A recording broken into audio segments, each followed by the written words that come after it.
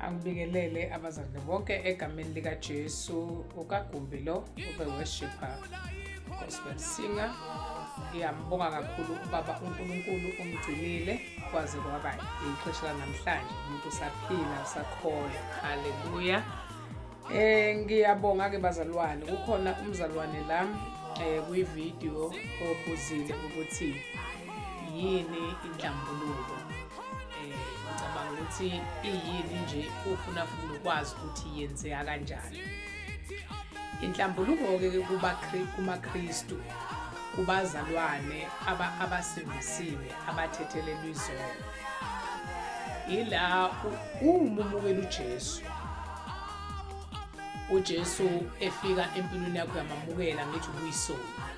Usuthi-ke Jesu ngiyakwamukela, khetha ube inkosi nomsindisi. Kukhona izinto obukade ubhizi ngazo uzenza ezingahambisani noNkulunkulu, engesiza ukukholwa lezo zinto lezo. Kungenzeka ukuthi wathi ubulala, ungenzeka ukuthi wathi untshontsha, ngenzeka ukuthi wathi uyijolela wena wenza zonke lezo zinto lezo ezi-unacceptable ebusweni bukaNkulunkulu.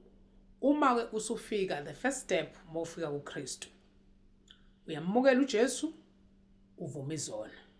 Nkosi, mina bengiyisoni phambi kobuso bakho, benginyathela nje emhlabeni wakho ngingazi ukuthi ukhona, uyangibona. Ngicela ungithethelele, nginanazi izinto ade ngizenza ngenxa yokungazi ngokuthi bengingakuthuli. Namhlanje sengiyakwazi, ngiyethembisa futhi ukuthi ngeke ngisaphinde ngona. Sisemhlabeni-ke, emhlabeni masamba kuba nezinto uthola ukuthi usiyahalela manje, ungathi wena usungabuyela futhi uyojola, usunesizungu sokuthi lokhu uhlele endlini wena ngabe usiyabahalela nalobo tshwala lobo. Asisavumi-ke izono lapho, sesiyazihlambulula. Kusho ukuthi bengingcolile njengokuthi nje mawenza ilaundry yakho, uwashe impahla, ufike uyifake emanzini anensipho ngithi, uyiwashe ususa ama-stains. Uqede lapho ufaka amanzi aclean angenayo insipho, uyifake impahla yakho lapho bese uyayirinsa, bese uyakwazi ukuthi usuke uyifaka kwi-stay soft bese uyahambisa ecingweni lakho uyeneke khona. Cha, ifana exactly ke leyo nto nale engisho ukuthi ukuhlambuluka. Umzalwane mayibuza ethi kuyini ukuyihlambulula, ngicela ungicacisela ngenhlambuluko. Sisuke ke thina sengasavumi ukuthi hayi sengibulala umuntu. You can't say ukuyihlambulula ukuthi sengibulala umuntu. Ukholo, uma usukholwa uyatshela ukuthi ekukholweni akekho umbulali. Esikhathi ubulala ubungakadibani noJesu, usula ekukholweni manje, umbulala kanjani? Akasekho. Uma ke wena sokufika ukuthi ungikwatise kabi lo muntu, ngiyafisa ukumbulala, fanele uyoyihlambulula.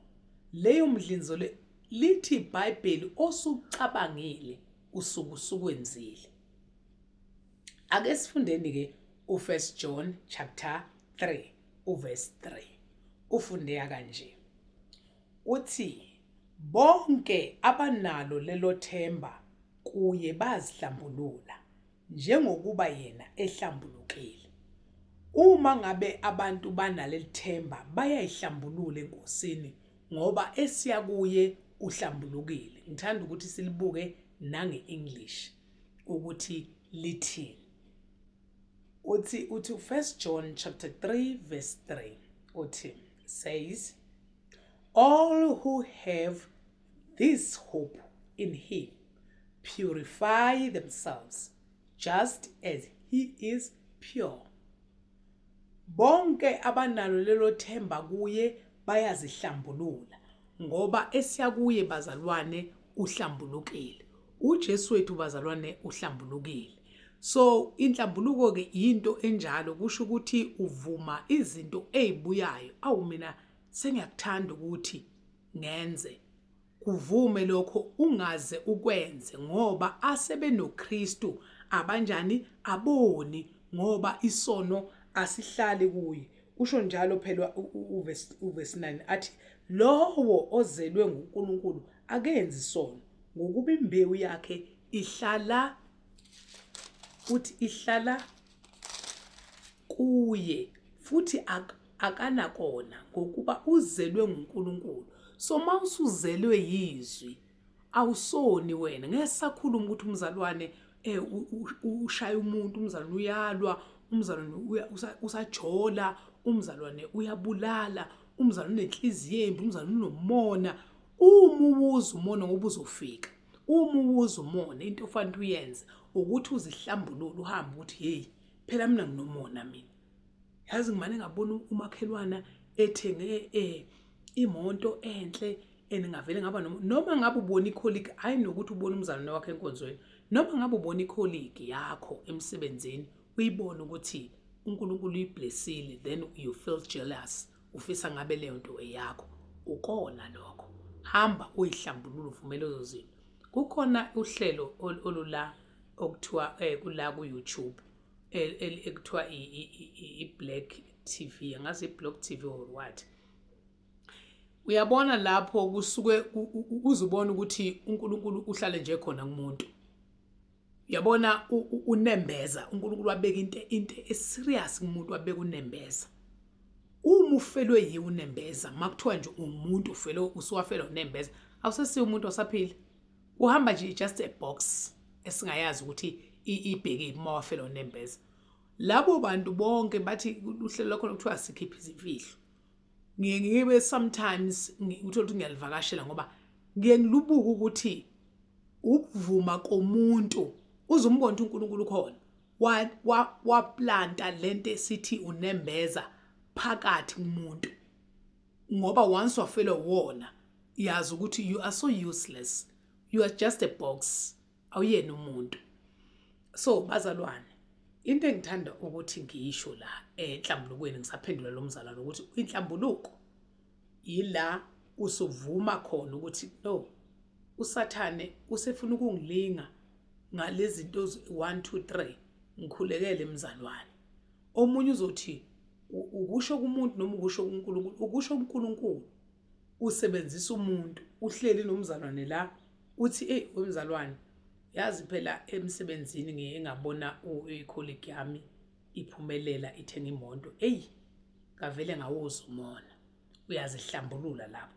Mzalwane, asikhuleke ngoba thina abakaKristu akufanele sisho njalo, thina fanele sibonge ngaso sonke isikhathi, sikhombise uthando kubantu uma ngabe sebabona. I-question yamaKristu ingathi how to purify yourself in Christianity, how to purify yourself. Fanele kube ne-confession la, fanele uconfesse, urepente. Lapho is to purify lezo zinto lezo, ukurepenta, ukuconfessa, like the spiritual shower that washes away izono zakho nezolo lakho, ukuze kwakheke namuhla lakho liqhubekele phambili. So mzalwane wami, ngiyacabanga ukuthi ngikuphendulile lapho ukuthi ukuhlambuluka angithi uma usuphendukile nje waya kuKristu, istep sokuqala osenzayo, Jesu ngiyakwamukela. Ma usumukela uJesu, useyakufundisa ukuthi kuvunywa izono. Phela wena ulahla umuntu omdala manje, ivuma izono, ubeke izandla ukhulekele. Uqala ufakaze, uqala ukuthandaza ukuze ukuthi noma ngabe uyathandaza kungabi nalezi zinto ezifisane zihlale nje lapha, uzusindwa, uzwe ivele ihlale, ngoba into yonile ngempela ayikuthandazisi. Ivele ize la engqondweni yakho ikudisturb, uba sathe uyakhuluma ikudisturb lento. So sivuma lezo zinto ke ade ulenzile ngezolo lakho. So wena ufuna uqhubekela phambili, uqala impilo entsha. Ngiyacabanga ngemzalwane wami uphendulekile lapha. Asizihlambululeni bazalwane. Hallelujah. Asiqhubeke ke bazalwane, sisupporte uKagumbi. This is Kagumbi the worshipper, gospel singer. Ngiye ngakhipha i-single album yami. Please support me. Ngiyanibona ey'nkundleni zokuxhumana bazalwane ukuthi hayi impela niyangisupporta. Umhlabeleli wami number 1 uthi you are holy. I saw the Lord seated on his throne. So you are holy. Elinye lithi inkosi enkulu ayikho la, ikhona lena emazulwini. Sithi ameni, ameni, ameni, ameni, amen, amen, amen. Hallelujah, hallelujah. Ilokho nje